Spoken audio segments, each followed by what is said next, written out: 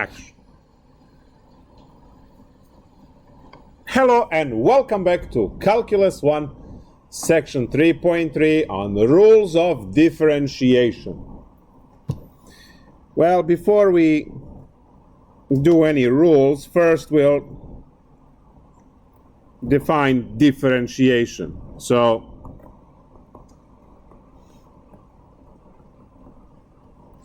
differentiation is a process of taking the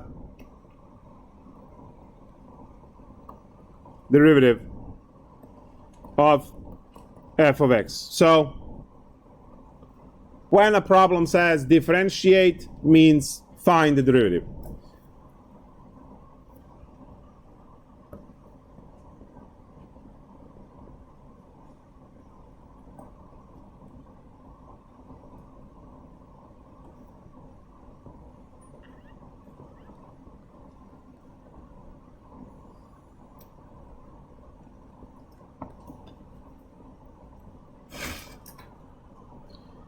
And what we know so far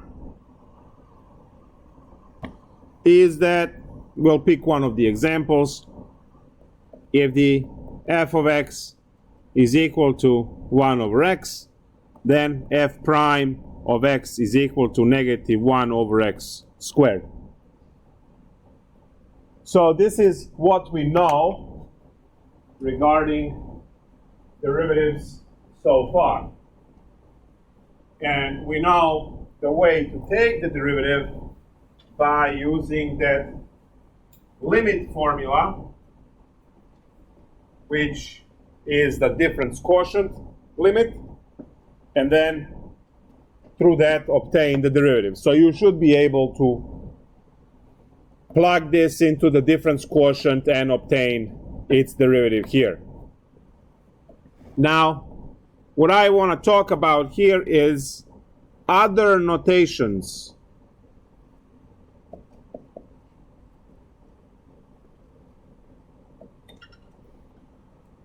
for the derivative.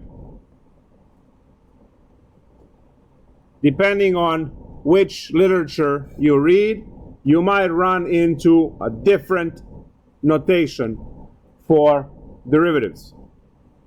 For instance, you might see y equals 1 over x, and then y prime equals negative 1 over x squared. This one is very common and very unfortunate. We'll see why eventually.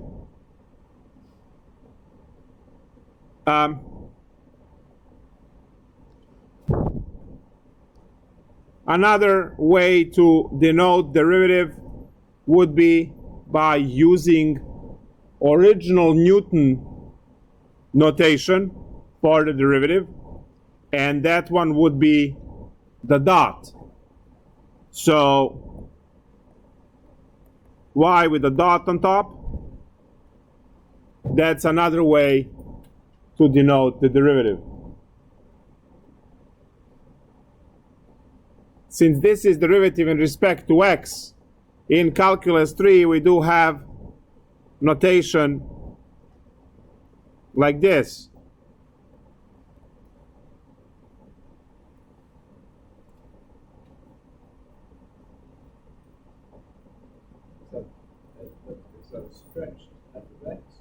It's just, no, this is just f and it's not of x. There are no parentheses. It's just a lower subscript x.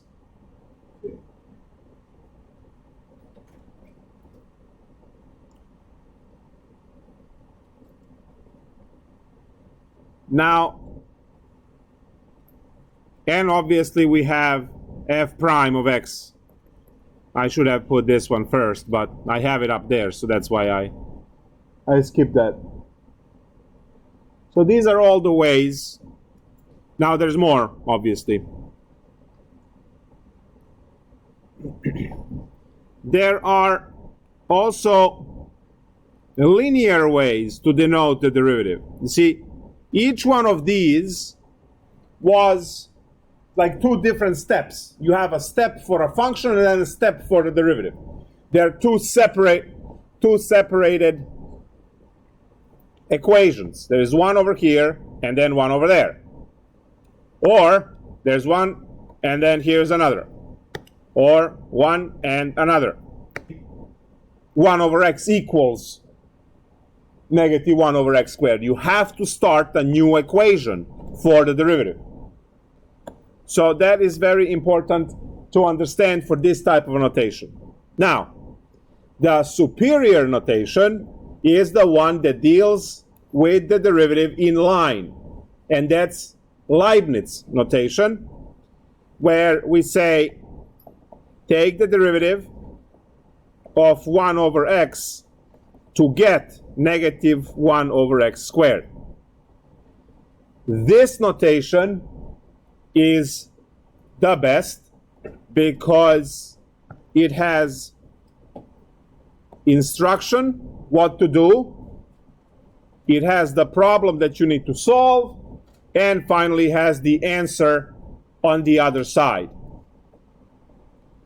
So if you use this particular notation with this ddx in front, then you can put in line the function and the derivative with the equal sign in between, because you said, this one says, take the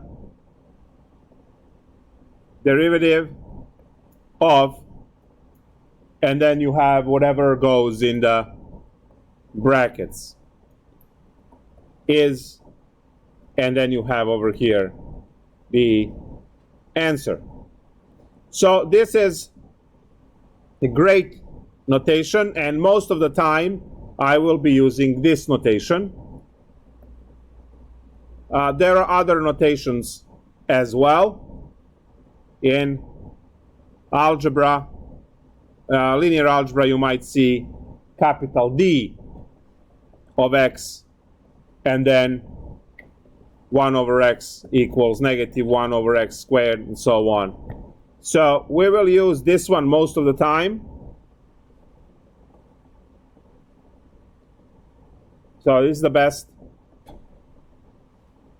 And then this one, second spot. So best one, second place, and this is rare, very rare. And I'll explain why I avoid just the y and y prime, even though that's the fastest and cheapest and laziest of all. The rest ones you're not going to see in this class at all. There are more ways to write the derivative, but these are the ones that are most frequent to show up in the books and so on.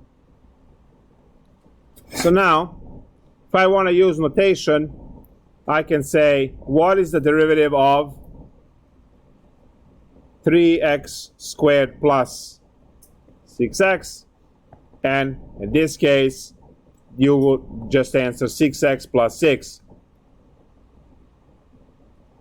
So this is the notation that we are going to use, and it reads, find the derivative of this function, and then you provide the answer at the end. Now, in order for us to solve these problems efficiently without running through that limit every time, what we do is we learn the rules of differentiation,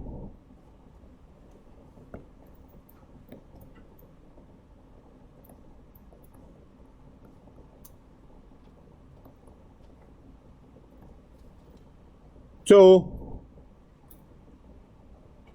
free ourselves from worrying about that limit. Now, you have made this trade-off in the past.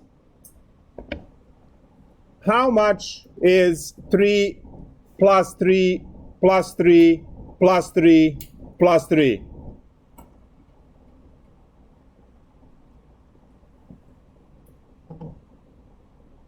Yes? 3 times 4. 12. Okay. So 3 plus 3 plus 3 plus 3 is 12. Now you already mentioned it, that you would rather just memorize 3 times 4 is 12 than add 3 plus 3 plus 3 plus 3. So today's lecture is going to offer you this trade-off for derivatives. You will have your option to do the limit every time, or you can memorize the formulas for certain functions, like square root, polynomial, e to the x, ln x, sine, cosine. We're not going to learn them all in one shot, but we're going to stretch that through chapter 3. But today's lecture is introducing this idea that you don't have to do this limit, the difference quotient limit, every time you need a derivative. You can memorize these shortcut formulas and then use those every time you need the derivative. And if you don't want to learn the formulas, well, just 3 plus 3 plus 3 plus 3 plus 3 plus 3 plus 3, right? 21. Great.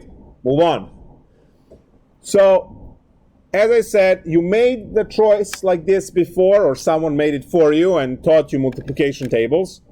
So now we are going to do the same for derivatives. We are going to memorize some formulas. For instance, the derivative in respect to x of a constant is 0. That's a formula. The derivative of a constant number is 0.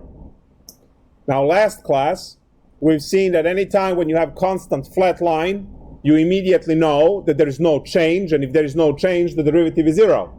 Because derivative measures the change. Well, if your function is constant, there is no change, therefore derivative must be 0. Examples of these things would be, let's say, the derivative of 3 is 0. The derivative of pi is 0, and so on.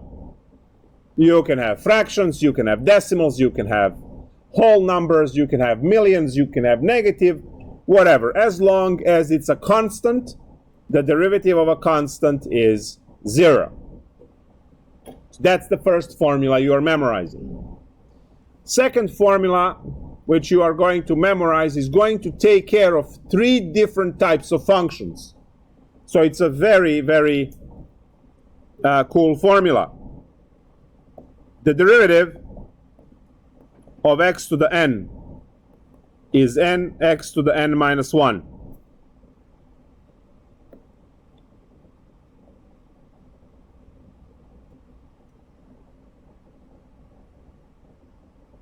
We're going to make this one a little bit more dramatic.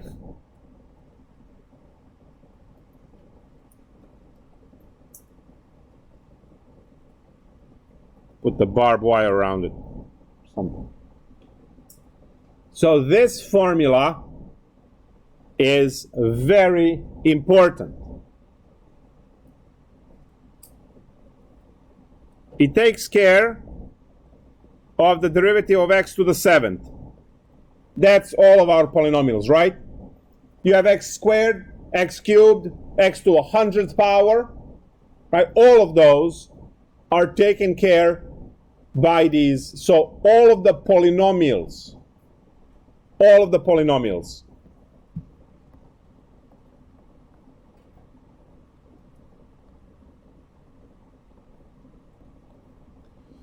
So looking at the formula, what is the answer for my problem over there? 7x to the 6. Great. The n is 7, so 7x to the 7 minus 1, which is 6, and you walk away. I promised another 2. Well, how about the derivative of 1 over x cubed, let's say. Now, these are rational functions. What should we do now? Change that to x to the negative 3. Beautiful. We are going to rewrite this problem using basic algebra. So 3. What happened? Oh, I see. I thought that was a 5, the original function instead of 3. Okay. Mistake. So we can rewrite this using basic algebra and get x to the negative 3. And now we unleash the same formula. What do we get? Negative 3 x to the negative 4. And then you can make it nicer using algebra again.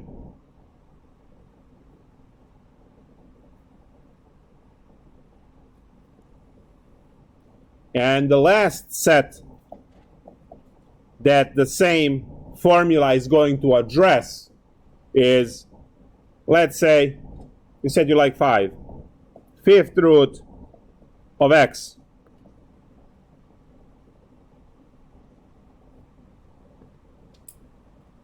Radical. Beautiful.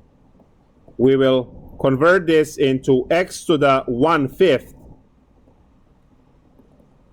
And then we subtract 1. So this becomes 1/5 x to the negative 4/5. And if you want to make this pretty, you would put this as 1/5 times, and then we have 5th root of x to the 4. This way we don't have any negative exponents. So whatever is in the denominator of the of the exponent is the order of the root. Everything that is in the numerator of the exponent is going to be the exponent. So these are the 3 flavors of functions which we can consider to use the formula which I just wrote above. Now you can get a little bit spicier example where two of these are combined. So let's say find the derivative of 1 over cube root of x squared, right? So in this case, you have to rewrite it and then take the derivative. So what should I rewrite this as? X to what power? X to negative 2/3. Excellent. X to negative 2/3. Why is it negative? Because it was in the denominator. Yep. You have a square, well, that's going to be the numerator of the exponent, and you have a cube root, which is the denominator of the exponent. So all of this mess is encoded in this exponent as negative because it was in the denominator. 3 in the denominator is the cube root, and the square on x is the square on top. Now your job is to subtract 1, right? And then, if needed, rewrite it one more time. So we have negative 2/3 x to the negative 5/3. Because when I'm subtracting 1, that will be 3/3. Negative 2 minus 3 is negative 5. And common denominator is still 3. And now we rewrite this for the last time as negative 2 divided by 3 times cube root of x to the 5. Keeping the numerator of the fraction as exponent, denominator as the order of the root, and pushing everything in the denominator because it was negative. So that would be a spicier version of the problem for now. We'll make this much more interesting later with the chain rule.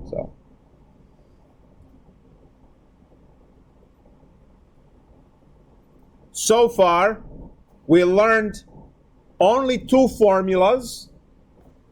Formula for constant, derivative of a constant is 0, and then the derivative of x to some exponent is n times x to the n minus 1. Now, the following rules are the rules of linearity, where we learn that we can deal, if we have multiple terms, we can deal with each term individually.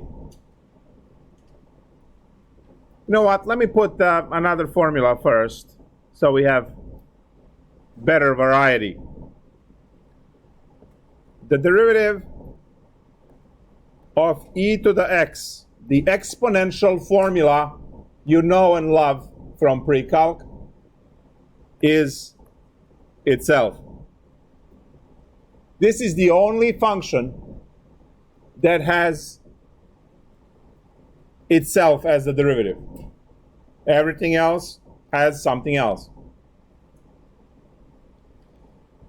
Now, we don't see this function clean like this in many examples.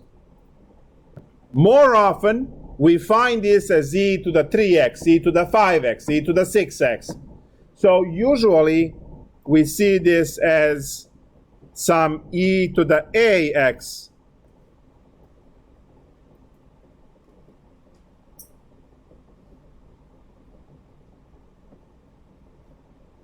So now, the derivative is a e to the ax. This is the formula that you will be using most of the time.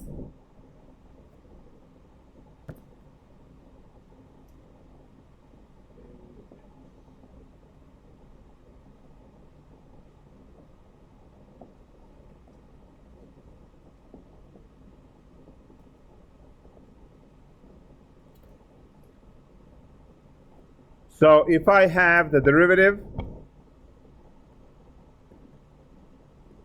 of e to the 3x, the answer is 3e to the 3x. So that's our rule. All right, so far,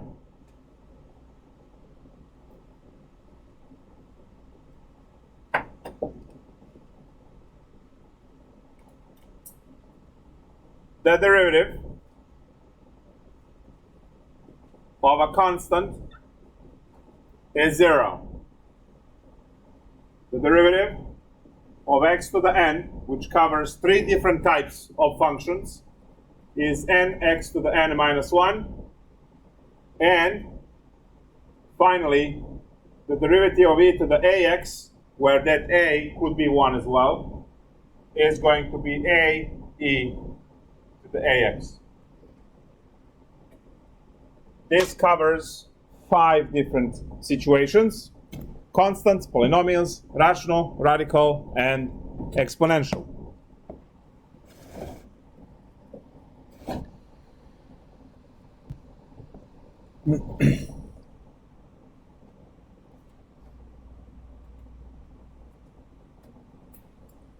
The next one is going to be the derivative of ln x,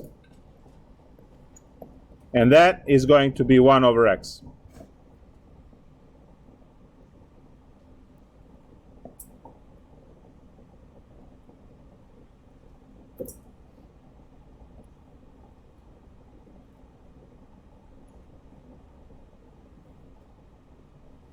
We will learn much more powerful formula later. Now we're dealing just with ln x. That's all we're dealing with.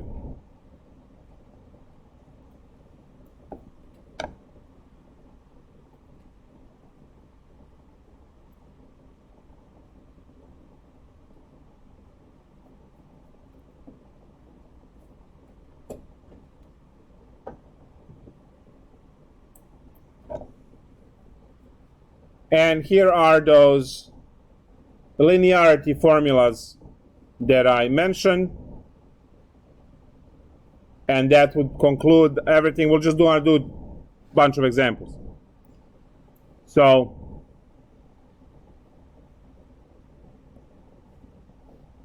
sum, the derivative of two functions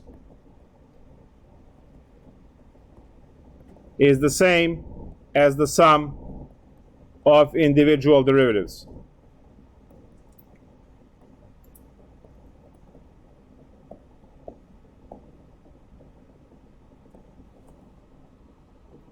So, if we have x squared plus e to the x, we take of f of x minus g of x is the difference of their derivatives. So we do that also component-wise. And then if they can combine later using algebra, we combine.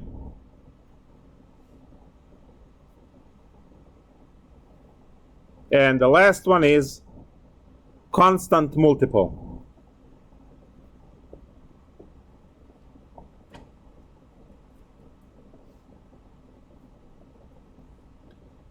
Which is the derivative of a number multiply into a function. You can kick the constant in front of the derivative and then just deal with the function, and then whatever you get, you will multiply by that constant.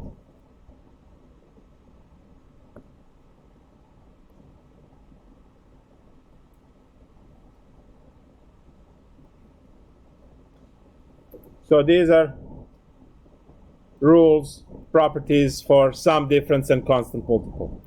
Notice that there is no multiplication and division on this list. They were there for limits, but they will not be there for derivatives or integrals.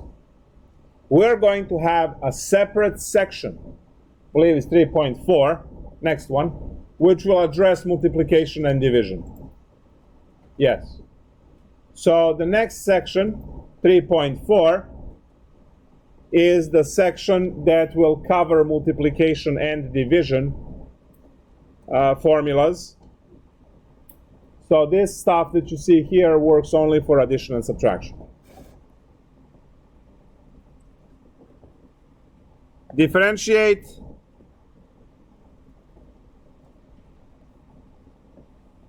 f of x equals to 3 square root of x plus 6x squared plus ln x.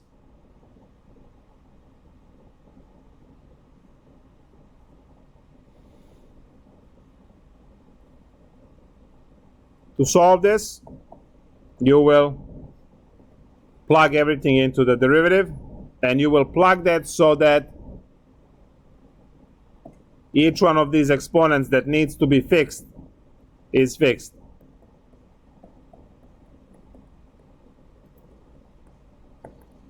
Now, by the rule for addition, we can apply this derivative to each of the three terms. So, this is the derivative of 3x to the 1/2 plus the derivative of 6x squared plus the derivative of ln x.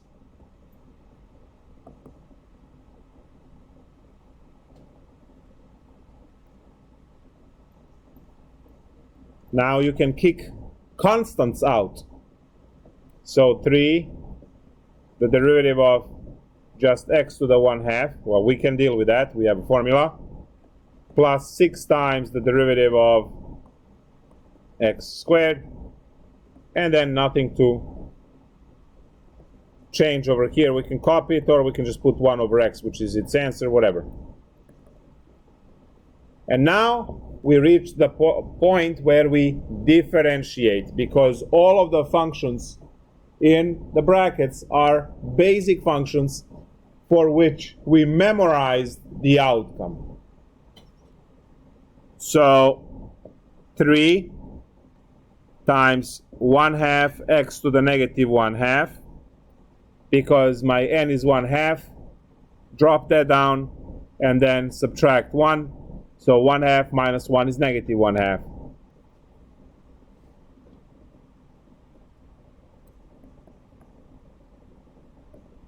Plus 6 times the derivative of x squared is 2x. Plus the derivative of ln x is 1 over x. And all I need to do is to clean this up and we're done. So we have 3 over 2 times the square root of x plus 12x plus 1 over x. And that is the derivative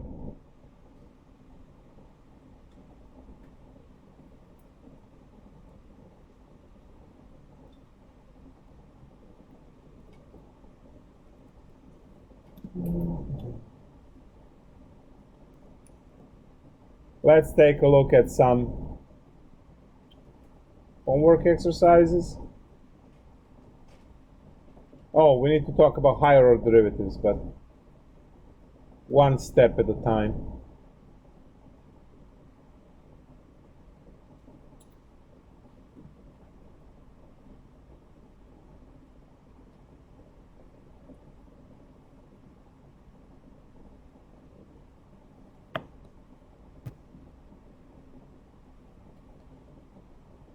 So let's take a look at some of the exercises here.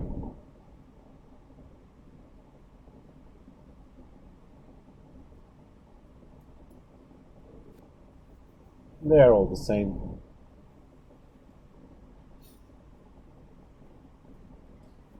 Age of t is given as t squared over 2 plus 1.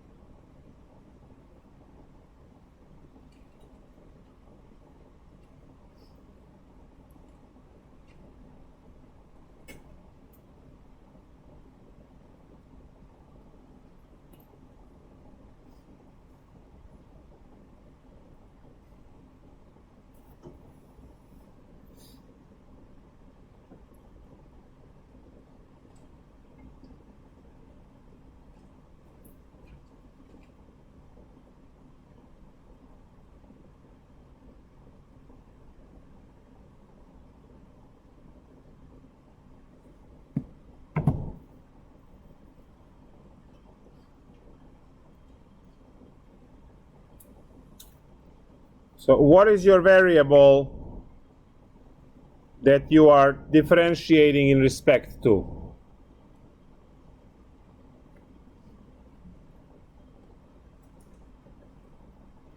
T. So you can start with the d dt of 1/2 t squared plus 1. So now we are taking the derivative in respect to t, because t is our independent variable. And you copy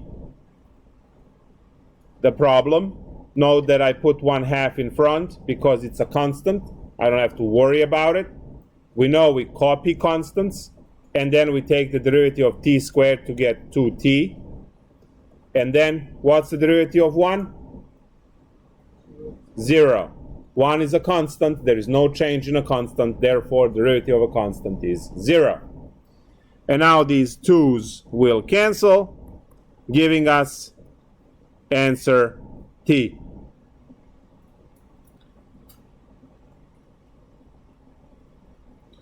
This means, now I'll put or, you can write that h prime of t is equal to t. So you have choices in life.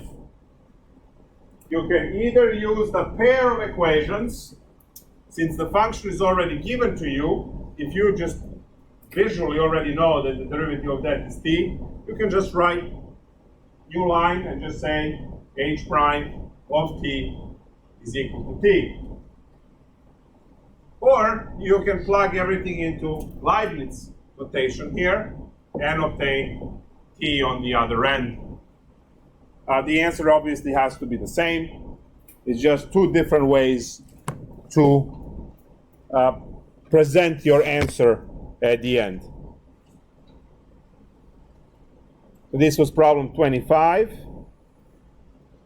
Let's take a look at something else.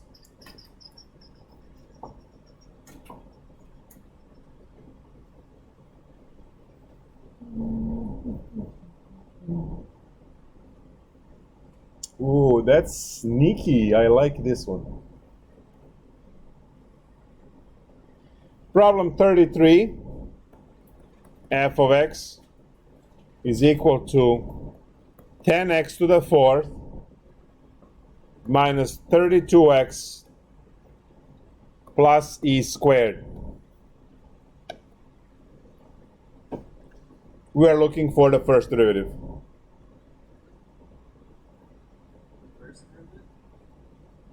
Yeah, we're looking for the derivative, sorry. I haven't talked about higher order derivatives yet. It's after this example.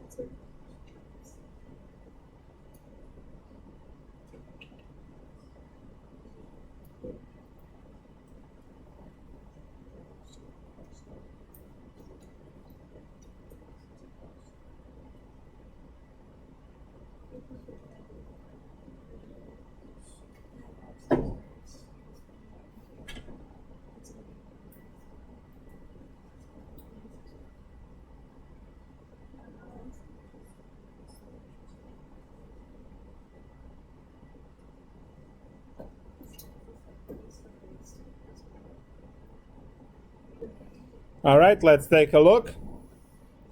So we can just say f prime of x and be done. So that's 10 times 4x to the 3, right? Minus 32. What's the derivative of x? 1.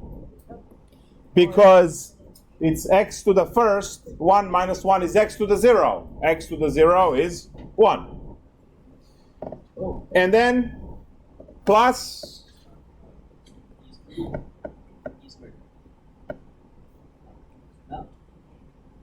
plus 0.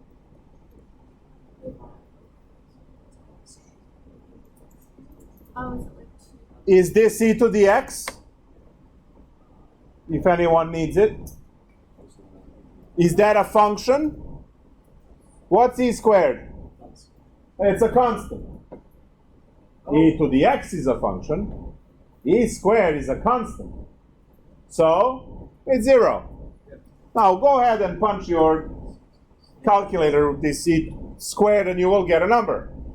Derivative of a constant is 0. You said it was tricky. I thought it was the middle term. That's what I thought. No, the evil one is e squared.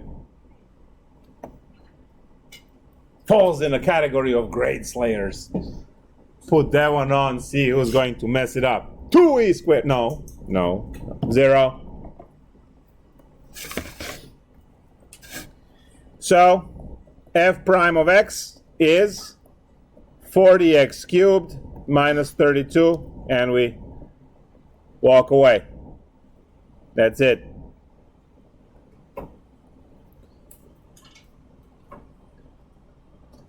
So to find the derivative, we work on each one of these terms separately.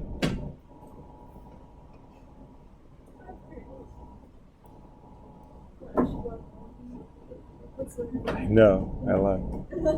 Could you please open the windows? I just got the emergency notification.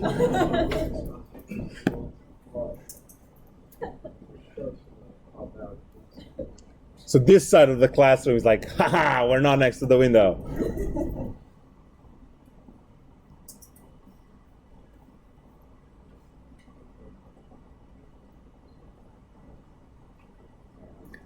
By the way, those walls over there, they're not made out of cardboard like your house. It's actually concrete there, so don't worry about it. Yeah. It's all concrete.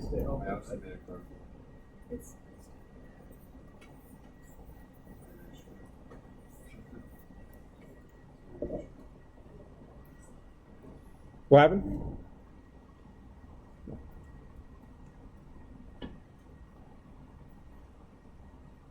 See, I predicted you're going to go to Calc 3 after this. Didn't I? Who's going to drive in there? Dodging tornadoes. Yeah.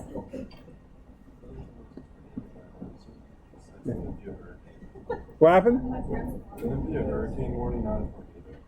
It's like, They said the tornado, and apparently there was a... Where is it?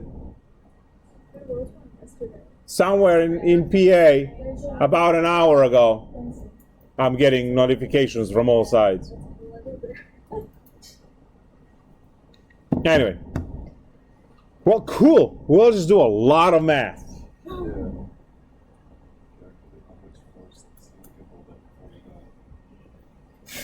Well, at least you know derivatives. Look at the bright side, right? Think about it. You could die without knowing derivatives. Now that would be sad.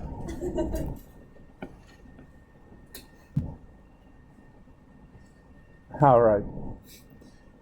The last concept of this lecture is the higher order derivatives.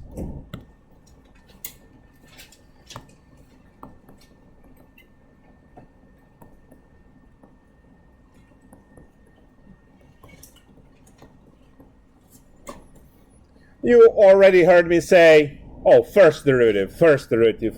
Why? Because there is a second, and the third, and the fourth, and the fifth, and the sixth derivative, and the seventh, and the eighth, and the ninth, and the 10th derivative, and the 11th derivative, and the 12th derivative, and the 13th derivative as well. Even though in some elevators, those morons that are punching numbers, they don't put 13 because they can't count. Have you ever been on the elevator? Yeah. I went to Disney. Every single elevator I went to had no 13th floor. Like, can we employ less retards and just like, come on. They actually designed it's an unlucky number. Oh, really? There's a lot of those. Well, how about if we don't collectively like 10, let's say? Should we just get rid of that floor as well? And just have like a first floor and then another first floor and another first I floor? don't think it's, I don't agree with them. I'm just saying, it's like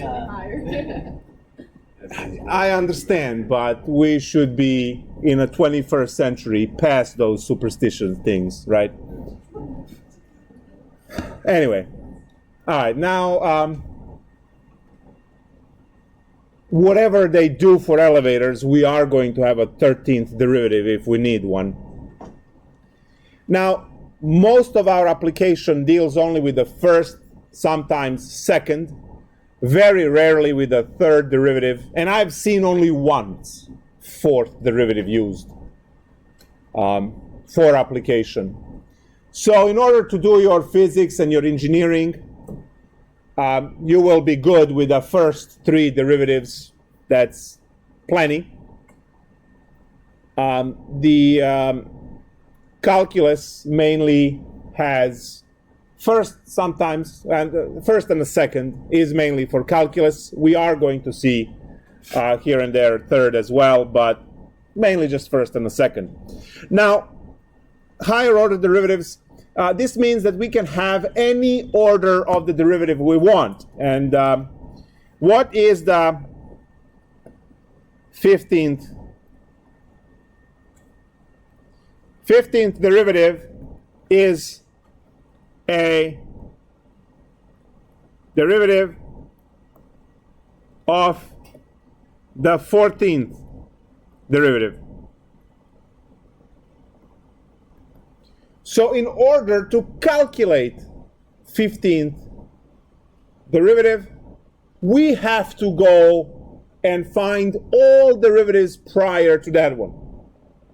Unless you can conclude what the derivative is by having some trick or something. So we start with our function f of x. That's actually considered as the 0th derivative. It's just original function.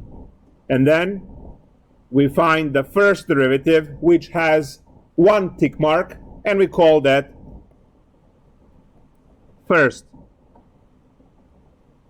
derivative.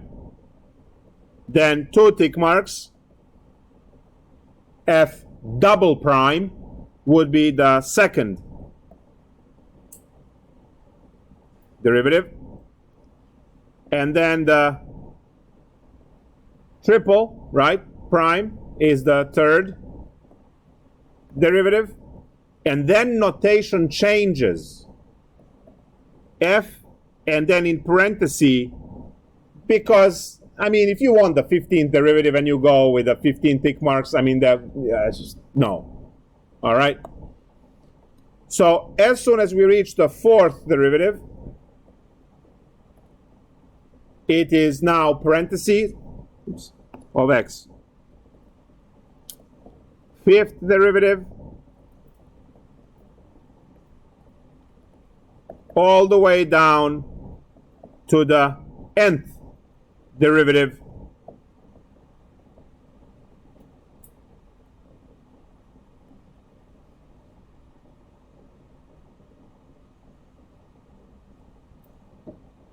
All the way down to the nth derivative.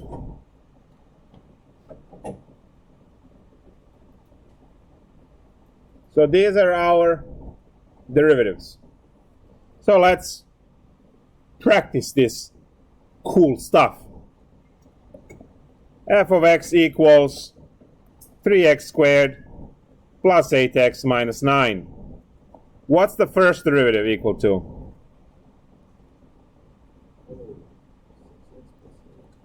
6x plus 8. Great.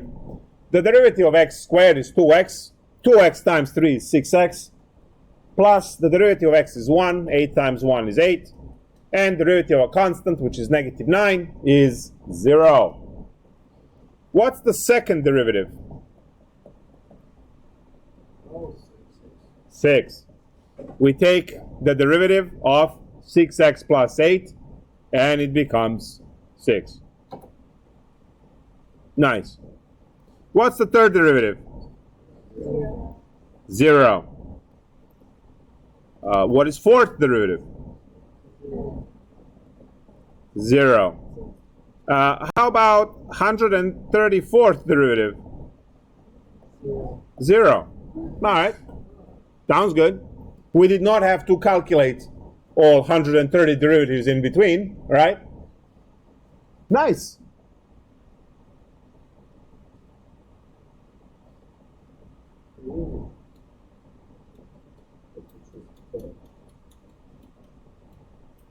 Is this the case always?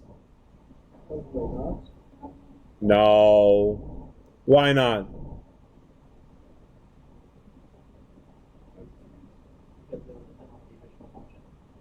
Depends on the original function. Exactly.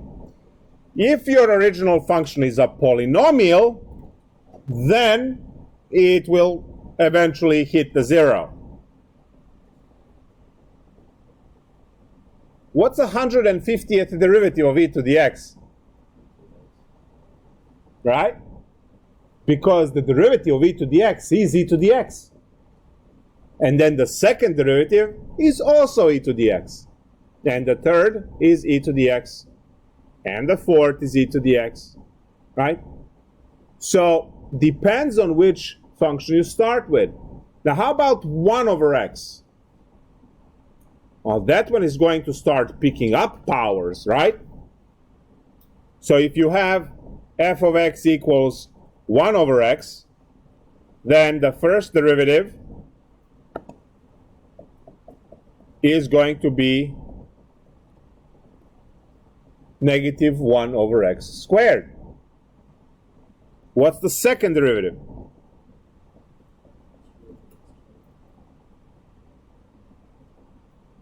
Two over x cubed.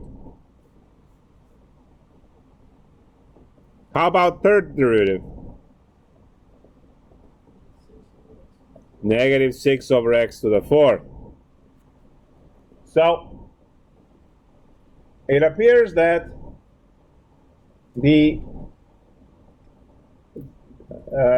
this rational function 1 over x is picking up powers, and it's also, as you can see, alternating. You have positive and then negative and then positive and then negative.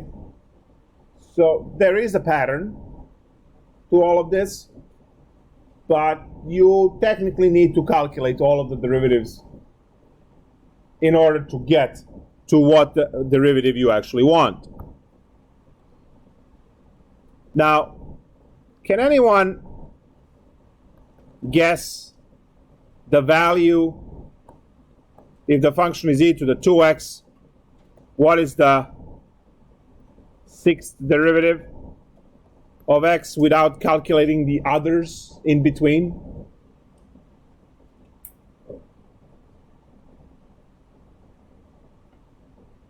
Sorry, do you repeat the question? I was focused on my notes. Sixth derivative without calculating the others.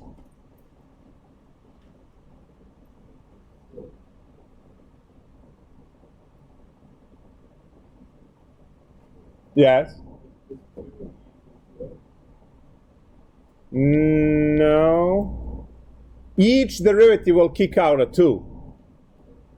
Right? So, 2 to the 6, nice. 2 to the 6 e to the 2x. Yes. So, 64 e to the 2x. So for some cute problems like that, and later on for trig problems, for sine and cosine, you will be able to skip all of the intermediate derivatives and answer the question. But for rational functions and for radical functions and for polynomial functions, you will have to compute all of the derivatives. But as I said, luckily for your engineering and physics and all that stuff, you are primarily concerned with first and a second derivative, very rarely third, and pretty much never, as I said, only once I've seen fourth. That was it. So the notation, the Leibniz notation now, remember how you can write in line? Now Leibniz notation for the second and the third derivative.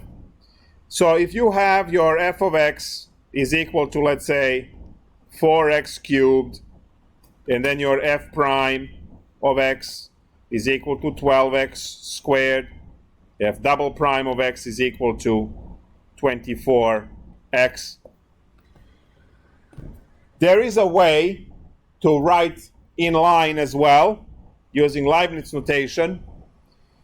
What Leibniz notation, so your goal for this problem here is to get second derivative of 4x cubed. So that was the statement for the problem, and you got 24x, and you move on with your life. I want to do the same problem, but this time I just want to use Leibniz notation. And that notation would be, since I want the second derivative, it will be d squared over dx squared of 4x cubed. So the exponents on d and dx will match the order of the derivative that you are looking for. Then the notation splits into ddx of 4x cubed, and then you solve this one, which is applying only one derivative, so copy ddx, and now when you apply the one in the red box, you will get your 12x squared. And now you are facing again the first derivative to solve, which will give you your 24x, which is the correct answer. So technically it's like peeling the layers of the onion, right? If you need the third derivative, you would have it cubed, you would have 3 of those ddx's in a row, and then you will be working on one at a time until you run out of them. So over here I had 2 of them. I used up the first one to change the function from 4x cubed into the 12x squared. And I copied